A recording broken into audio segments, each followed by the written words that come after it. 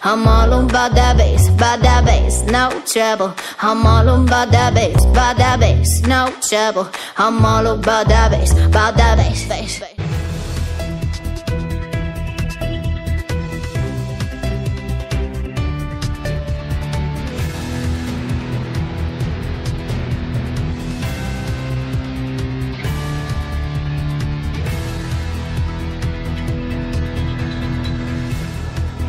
Bienvenue à tous. Tous les regards sont désormais tournés vers le roi Mohamed VI. Pourquoi ? Eh bien pour en finir avec le blocage dans la formation du gouvernement. Le Maroc a entamé son 6e mois.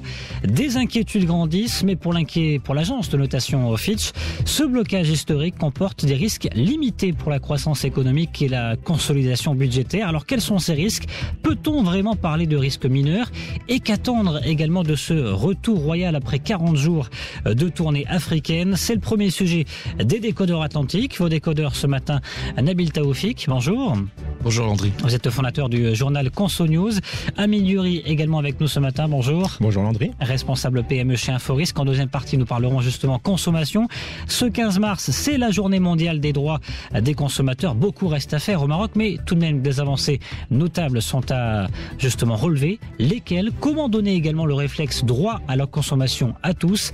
Ce sera notre deuxième sujet qu'on débattra à partir de 9h45. 55 77 pour réagir, posez vos questions par SMS, c'est dire un TTC ou bien la page Facebook Les Décodeurs Atlantiques. C'est parti. Le roi Mohamed VI a donc terminé sa tournée royale, 40 jours de tournée africaine. Un retour très attendu. Beaucoup braquent leur regard justement vers le chef de l'État pour tenter bien d'en finir avec ce blocage dans la formation du gouvernement. Alors, est-ce que ça va durer ? Est-ce que ça va pas durer ? C'est la question à laquelle personne n'a une réponse. Beaucoup de scénarios fusent. On fera le point tout à l'heure avec vous, Nabil Taoufik notamment. Mais côté économie, voilà. Fitch, avec sa filiale BMI Research, qui pointe du doigt justement des inquiétudes minimes. Amine Duri, quelles sont ces inquiétudes au point de vue économique quant à ce blocage gouvernemental ? Alors oui, déjà Fitch fait son étude sur les risques à moyen terme, il ne parle pas du court terme, et sur le moyen terme, il décèle effectivement deux risques. Un, une certaine dépendance par rapport aux flux entrants provenant du Moyen-Orient et des pays du Golfe particulièrement, et il dit, bon, si jamais il y a le moindre problème avec ces flux, ça risque peut-être d'engendrer des problèmes économiques par la suite pour le pays. Deuxième problème potentiel, c'est la dépendance du secteur exportateur marocain vis-à-vis de l'Europe. Voilà. Donc, parce qu'il y a eu notamment des crises et des couacs avec l'Union européenne ces derniers mois, notamment en 2016 et puis début d'année 2017. Par rapport au gouvernement, Fitch dit quoi concrètement ? Pour lui, le risque politique est minime, c'est-à-dire que ça n'engendrera pas de déstabilisation politique du pays. Le risque pays reste très faible. De ce point de vue-là, il n'y a pas de problème particulier. Le rapport met également en avant les points forts, évidemment, du Maroc. Le fait Maroc hub vers zone géographique privilégiée pour l'Europe, mais aussi aujourd'hui l'Afrique.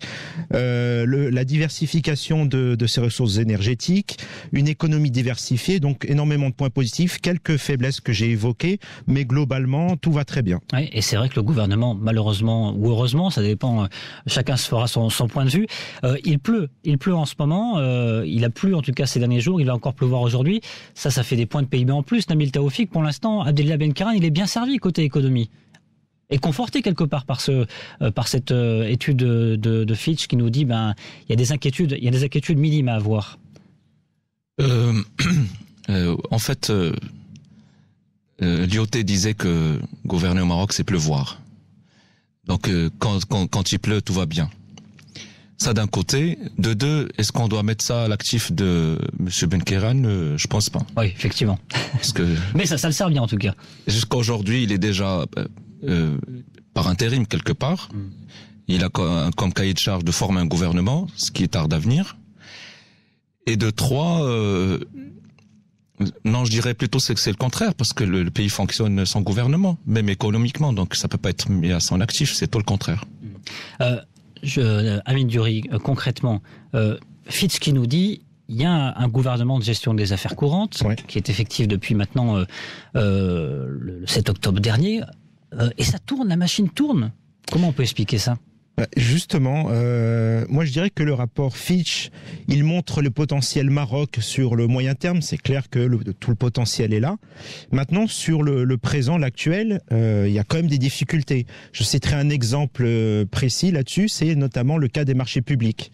Aujourd'hui, dans la plupart des marchés publics, certains sont retardés parce qu'il n'y a pas de décideur aujourd'hui du fait d'absence de gouvernement. Il y a un problème de délai de paiement. Oui. Alors voilà, tout ça fait qu'il y a des blocages et je rajouterai que depuis quelques mois, on constate une forte surmortalité des entreprises. Donc tout ça fait que il y a quand même un problème. Et donc pour moi, il faut se pencher là-dessus. Oui, parce qu'on vous avait eu en invité du Grand Morning, Amine Diouri, ouais. C'était début janvier. Vous sortiez une étude sur le dernier trimestre 2016 qui évoquait bien des défaillances d'entreprises records. Ouais. J'ai jamais vu. Donc ça au moins c'est un point noir pour l'instant pour le gouvernement actuel. Oui, et puis depuis janvier, la tendance est continue, c'est-à-dire qu'on aurait pu penser que ça s'arrêterait, mais non, on est toujours sur la même tendance. Et en réalité, si on compare par rapport à une moyenne saisonnière, je peux chiffrer ça, grosso modo, à un peu plus d'un millier d'entreprises mortes de manière supplémentaire. Donc on peut chiffrer effectivement le risque lié à l'absence de gouvernement, et notamment lié au fait que par rapport au marché public et le fait qu'aujourd'hui il n'y ait pas de décideur pour les marchés notamment, et tout ce qui est les décisions dérogatoires. Est-ce que ça peut tenir longtemps ? Est-ce qu'encore ce blocage peut tenir longtemps d'un point de vue économique, d'un point de vue décision autour des marchés publics pour les entreprises, d'un point de vue financement ? Aujourd'hui, il y a une asphyxie des entreprises en matière de trésorerie. On le voit avec les entreprises privées, le crédit inter-entreprise privé. On le voit aujourd'hui avec les marchés publics. Des délais de paiement qui dépassent les 10 mois, 11 mois. La surmortalité montre clairement qu'il y a un vrai problème. Pour résoudre ces problèmes du point de vue des marchés publics, en tout cas, il faut aujourd'hui des décideurs. Donc, plus on laisse passer de temps et plus il y aura une surmortalité, c'est clair. Nabil Taoufik. Moi, je pense qu'il faut ramener le débat à quelque chose de plus fondamental, notamment concernant la mortalité des entreprises, parce que ça pose le problème du modèle économique du pays. En fait, la mortalité, qu'une économie dépende des seuls marchés publics, ça c'est un problème. C'est-à-dire que Et de la pluie, ça c'est encore un problème plus grave. Mais en tout cas, l'État, si j'ai bien compris, on tend vers un modèle d'économie libérale, de marché. Dans ce cas de figure, l'État devrait intervenir le moins, notamment en matière de création de richesse et de création de valeur pour les entreprises. Il faudrait que ce que fait l'État aujourd'hui puisse être pris majoritairement par le privé. Donc, si on suit bien la logique, la tendance devrait s'inverser. Au lieu d'avoir des entreprises qui meurent, c'est tout le contraire. On devrait en avoir des entreprises qu'on crée et qui croissent et qui sont dans la durée. Ça d'un côté. Donc ça, c'est le problème du modèle économique basé sur l'intervention de l'État qui pose problème. Et donc voilà, c'est pas lié qu'au fait qu'on n'ait pas un gouvernement pour décider des signatures de marché public, mais c'est quelque chose de plus fondamental. Et mettons d'un côté l'État, est-ce que déjà les entreprises privées entre elles-mêmes ne pourraient pas s'entraider en quelque sorte en vendant et achetant des services interentreprises?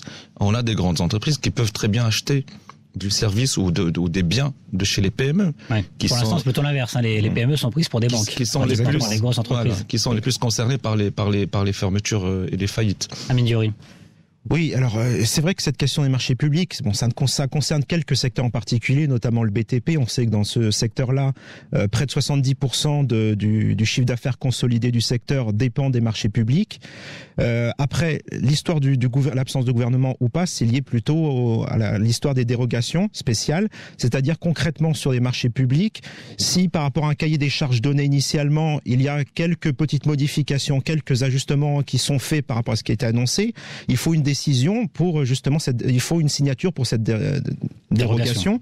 Et donc forcément il faut quelqu'un pour ça.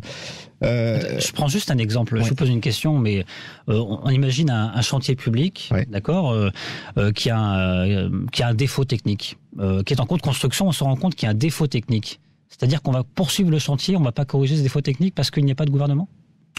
Non, ça, je pense que c'est autre chose. Sur un chantier technique, je parle d'offres à grandeur nationale. Hein. Non, je parlais d'ajustement par rapport au cahier des charges. À défaut technique, je pense pas que ça puisse passer, qu'on puisse signer justement le paiement de l'entreprise qui a réalisé ça. Ça me semble un peu poussé par les cheveux.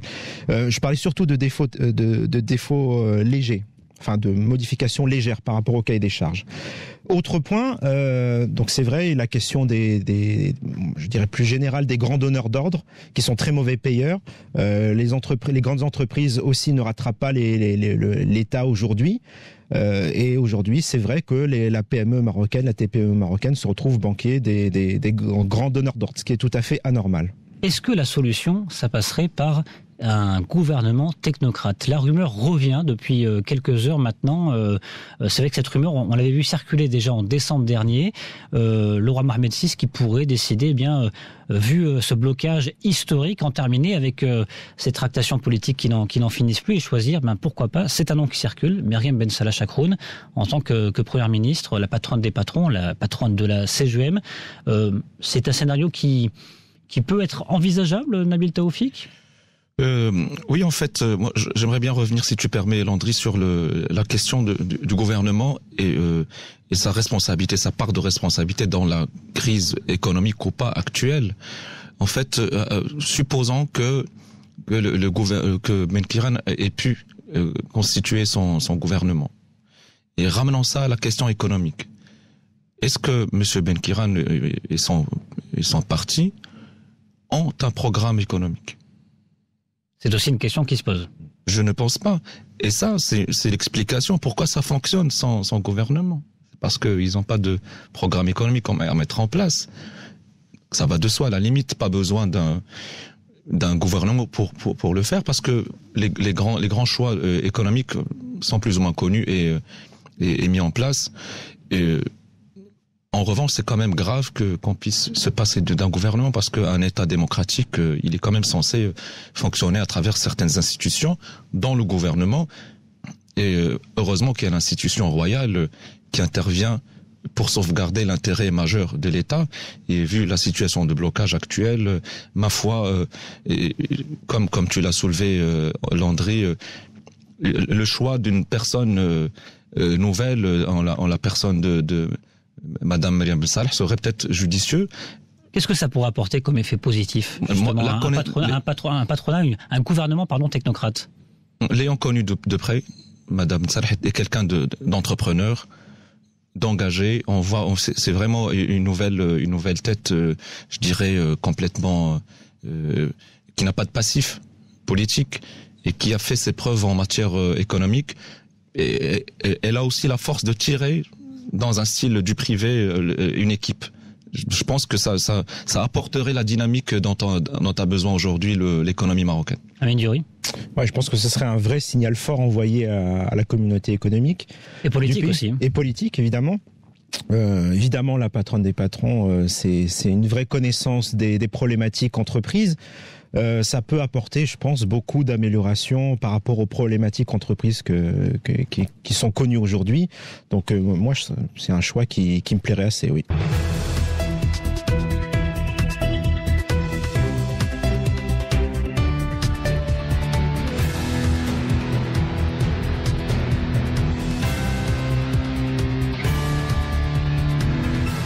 La suite des décodeurs authentiques, toujours avec Amine Diouri ce matin. Rebonjour. Bonjour. Vous êtes responsable PME chez Inforisque. Nabil Taoufik également avec nous. Rebonjour. Bonjour. Fondateur du journal Conso News. Dans un instant, on va parler justement de protection du consommateur. C'est la journée mondiale. On verra justement quels sont les points faibles et les avancées notables au Maroc. On continue notre premier sujet sur ce blocage qui persiste. On entame le 6e mois et ses conséquences économiques. On a passé en revue les entreprises qui naviguent à vue. Certains n'investissent pas. Amine Diouri, il y a aussi la loi de finances 2017 qui n'a toujours pas été adoptée. Effectivement, la loi, on attend beaucoup de choses positives, de changements par rapport à cette loi de finances. Je citerai plusieurs exemples. Le premier, c'est lié à l'exonération d'IS, par exemple, pour les entreprises industrielles, qui peut être un boost assez intéressant. On parle de fiscalité de groupe également, pour les entreprises, l'IS progressif qu'on attend toujours.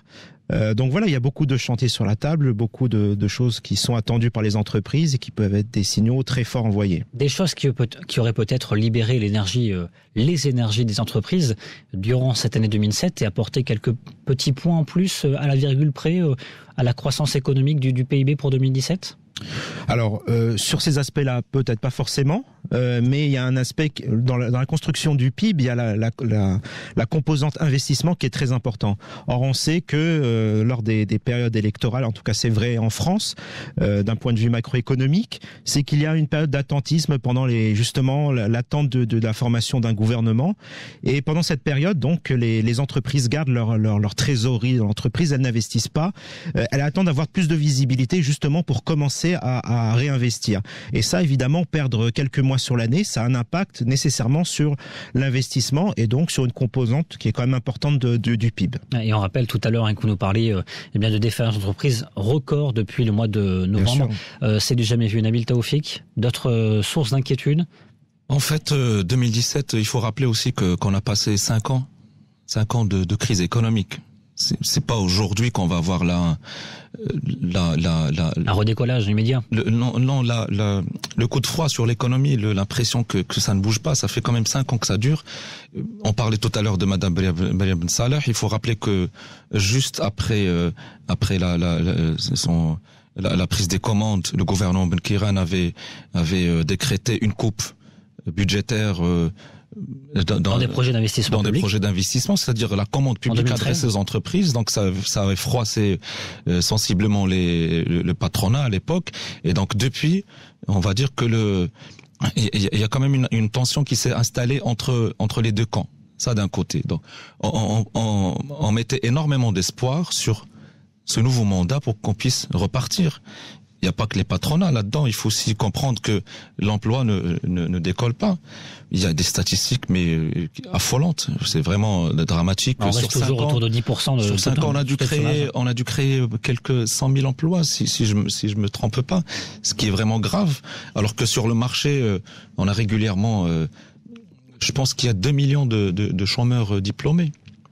Alors, plus grave encore, c'est encore à vérifier, tous les nouveaux diplômés n'ont pas eu leur premier emploi depuis 2010 ou quelque chose comme ça. En tout cas, il y a une forte hausse, en tout cas, des jeunes diplômés, effectivement, qui arrivent sur le marché du travail qui n'ont pas eu leur premier emploi. Donc, à la limite, c'est pas que le gouvernement, c'est pas que le patronat, c'est le pays qui est concerné. Ici, il faut pas non plus donner l'impression que le pays peut fonctionner sans gouvernement, sans loi de finances. Loin de la croissance économique qui s'annonce l'une des meilleures d'Afrique du Nord, ce que nous dit Fitch, il y a aussi l'aspect social. Non, mais attends, moi je voudrais bien comprendre. Est-ce que ce qui compte, c'est l'année 2017 ou c'est l'avenir du pays?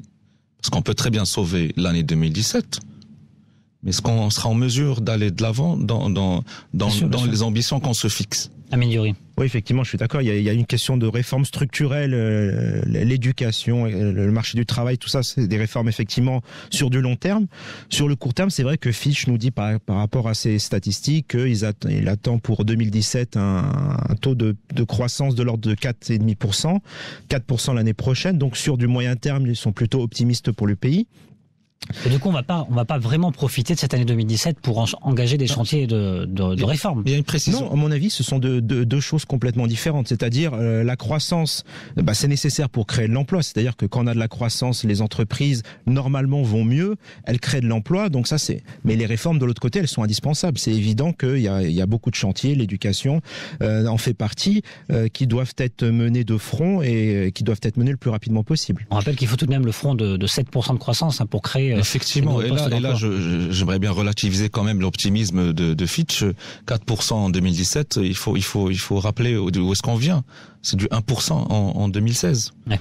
Heureusement, peut-être que c'est du 0% quelque part et certains ont parlé des croissances, effectivement. Et que la magie des statistiques a fait quand même qu'on a eu une croissance positive. Ça d'un côté, de deux, il y a quand même un danger qui est en perspective, qu'il faut relever, qu'il faut signaler, c'est la flexibilisation du change.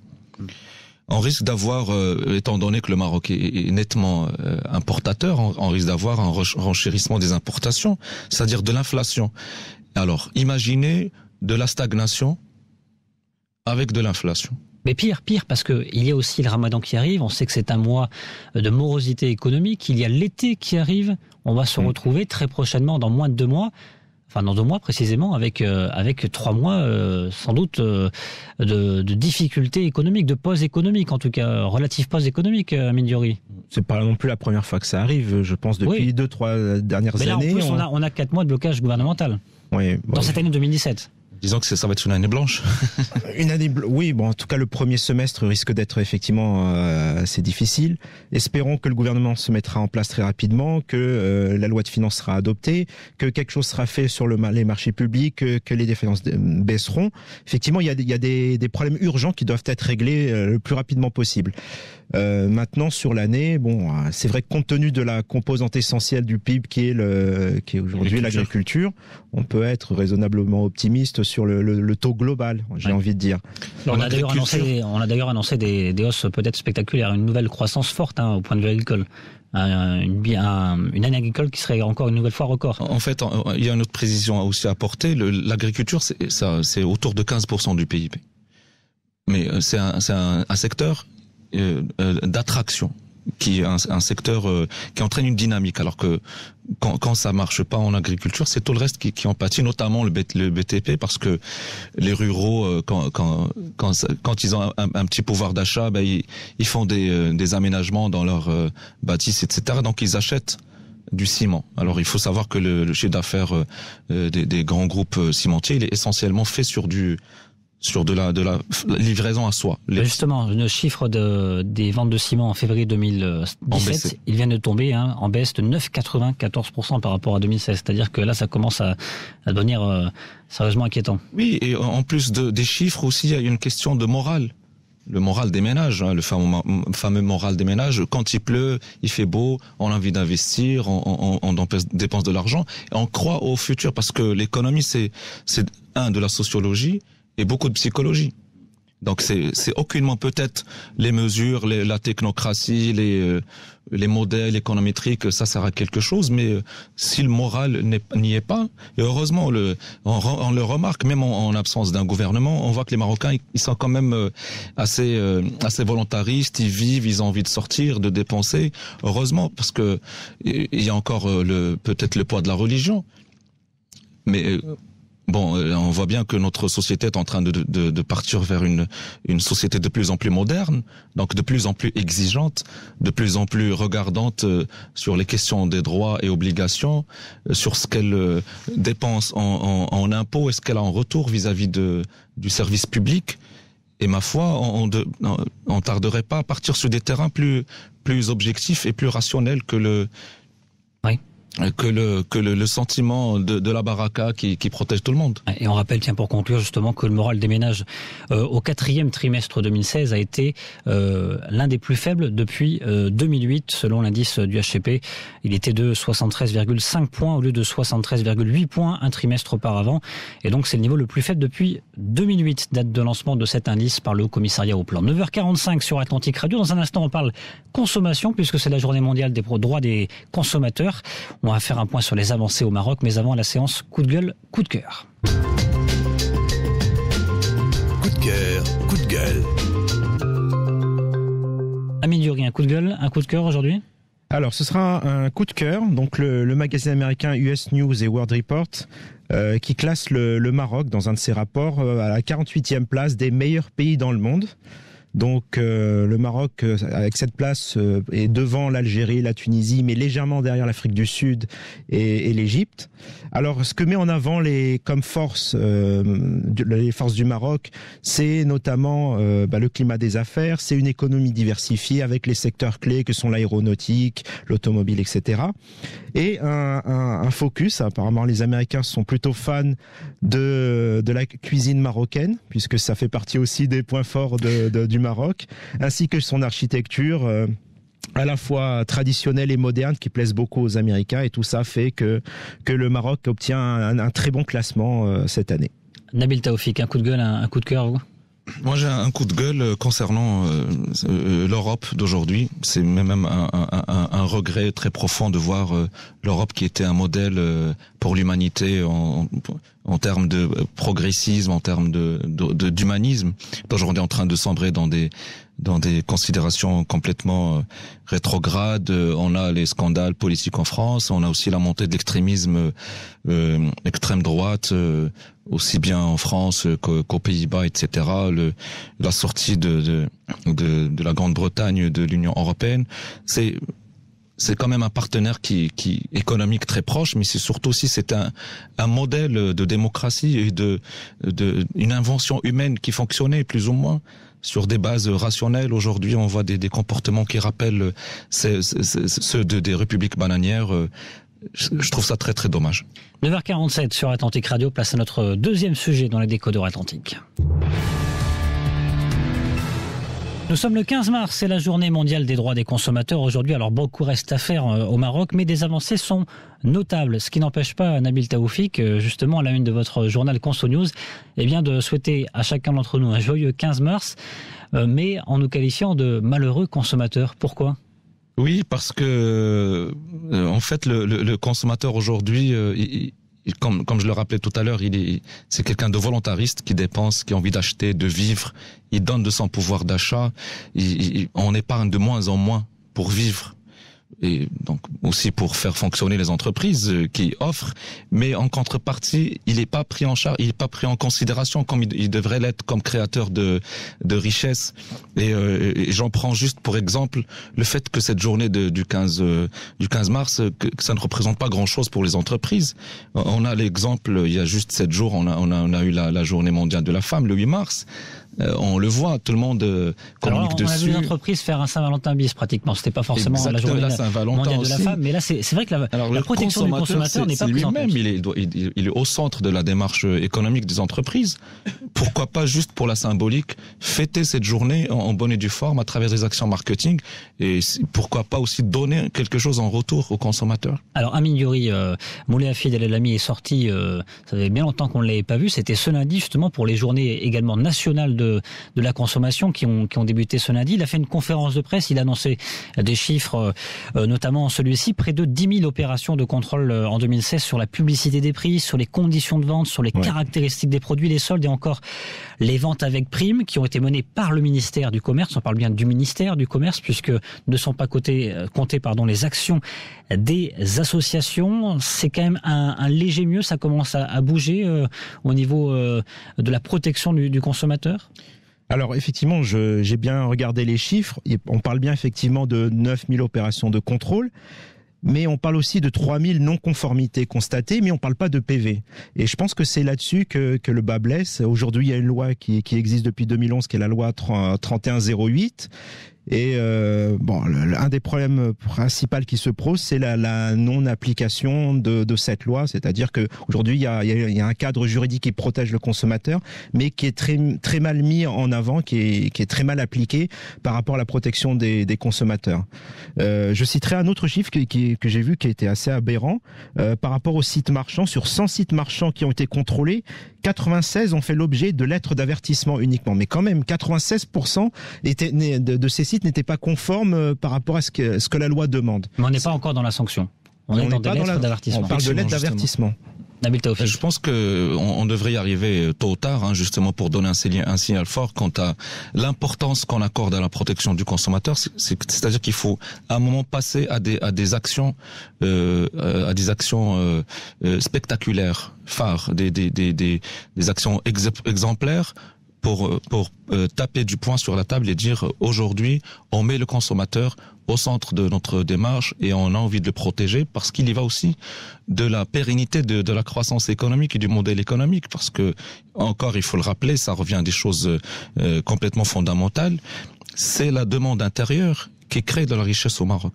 La confiance aussi. Non, c'est la demande intérieure, c'est les ménages et l'État qui créent de la demande envers, parce que l'export, ça représente pas grand-chose. Et donc, aujourd'hui, il faut passer à des actions spectaculaires pour donner l'exemple, mais aussi il faut prendre en considération que les contrôles, c'est bien, mais il y a des contrôles tous les jours qui se font par les consommateurs eux-mêmes sur les réseaux sociaux. Quand je vais sur des groupes de consommateurs pas contents, c'est juste impressionnant la quantité de. Ça frôle parfois le crime. On n'est plus dans le droit du consommateur. On devrait passer à quelque chose. Mais ça reste beaucoup encore sur le réseau social ou sur les réseaux sociaux. Mais ça ne passe pas, ça se traduit pas en acte juridique. Mais le ministère ou en tout cas les autorités devraient prendre intégrer aussi cette dimension digitale dans leur façon de faire. Amine Diouri. Oui, la problématique par rapport à la question que vous posez, c'est-à-dire d'aller en justice par rapport au défaut, c'est que une personne, un consommateur, n'aura pas envie d'aller payer 2000 dirhams à un avocat pour un produit qui va coûter 500 dirhams, par exemple. Par contre, bon, il y a des associations de protection du consommateur qui payent les frais. Par contre, s'il y a la possibilité pour ces associations de consommateurs d'ester en justice, c'est-à-dire d'aller porter plainte contre une société ou contre un commerçant justement pour un ensemble de produits, ça peut changer beaucoup de choses. Il y a encore un réflexe à avoir. Et puis je rappellerai aussi une chose, je lisais le commentaire d'un responsable d'une association de consommateurs qui disait que la question de la consommation au Maroc, c'est avant tout une question de volontarisme politique. C'est-à-dire qu'il citait l'exemple des sacs plastiques il y a quelques mois, quand la loi a été votée, il y a eu un matraquage des commerçants par rapport à cette question des sacs plastiques, maintenant il n'y en a plus. Et ben, si on faisait la même chose sur l'application des lois relatifs à la consommation, eh ben, on obtiendrait les mêmes résultats, sauf qu'on ne le fait pas. C'est une question vraiment de volontarisme. Nabil Taoufik, pardon. En fait, je pense que le problème il est plus sérieux que ça. Hein. C'est pas juste une question de produits périmés qu'on achète ou d'une mauvaise communication ou même parfois de la publicité mensongère. Il y a des choses plus fondamentales. Si on prend par exemple le secteur de l'éducation, de l'enseignement, qui est aujourd'hui de plus en plus privé. Il faut savoir que lorsqu'on met un enfant en école, ça part pour une génération. Donc c'est quelque chose qu'on peut pas rattraper. Et dedans, il n'y a pas que le pouvoir d'achat du ménage qui est érodé. Il y a aussi la qualité de l'enseignement. Et ça, c'est quelque chose sur laquelle on a aujourd'hui aucun droit de regard. C'est juste le flou total. Les parents, ils vont par défaut parce qu'ils ont intégré que l'école publique, pas question. Et après, qu'est-ce qu'ils ont comme indicateur? C'est le bouche à oreille. Et puis le prix, plus c'est cher, a priori, mieux c'est. Et oui, ok, c'est pas le litre de lait que je peux jeter. C'est la vie d'un enfant. Et là, on a réellement besoin de quelque chose qui donne un signal fort. Oui, on a entendu récemment parler, d'ailleurs le ministre Moulay Fidel El Amin n'en a pas parlé pendant sa conférence de presse ce lundi, d'une réforme en cours, d'une réécriture de la loi 3108 sur la protection du consommateur. Est-ce que ça pourrait rentrer justement en compte les doléances justement autour de l'éducation privée? Moi, peut-être que je suis un peu trop passionné par la problématique, mais pour moi, consommateur et citoyen, ça se confond. Donc, toutes les lois qu'on fait au Maroc devraient être des lois de protection du consommateur, parce que ou bien il est consommateur d'un service ou d'un bien privé, ou bien il est consommateur du service public. Mais dans tous les cas, il est consommateur citoyen, ça se confond. Il y a un texte qui a été évoqué durant la session blanche d'automne dernier, c'est un des rares, c'est celui sur les pétitions. Ça avance tout doucement, ça va être mis en application encore, mais ça progresse en tout cas. Amine Diouri, est-ce que là aussi il n'y a pas peut-être une chose à exploiter pour les associations de protection du consommateur et pour les citoyens eux-mêmes par rapport à cette question-là de protection du consommateur? Non, c'est effectivement une très bonne idée de l'histoire de la pétition. Ça donnera davantage de poids aux associations de consommateurs.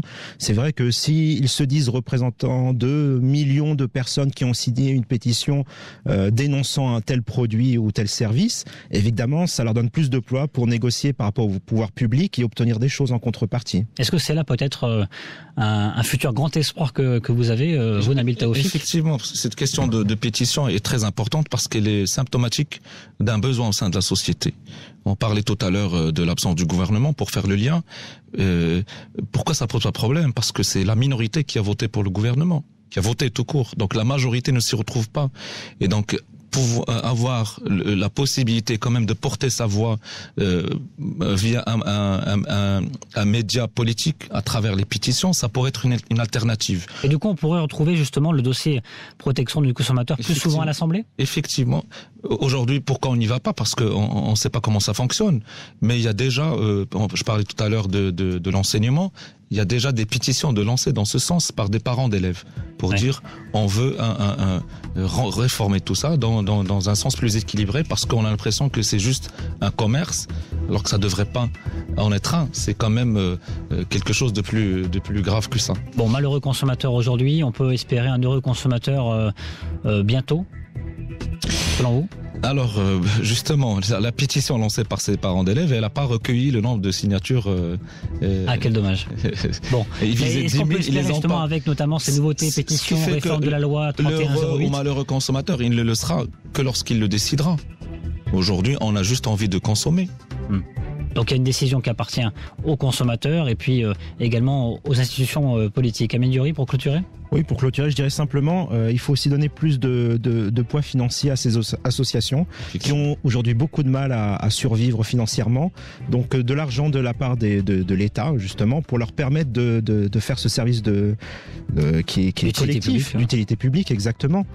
Ça leur permettra de représenter mieux et plus efficacement le consommateur. Merci messieurs. Nabil Taoufik, fondateur du journal Conso News, Amine Diouri, responsable PME chez Inforisque. Vous ne bougez pas dans quelques instants. Votre émission citoyenne Les Experts Atlantiques avec Fessat Adlaoui, à 10h10, à 10h le point info en langue arabe avec Mourad Baba. Excellent.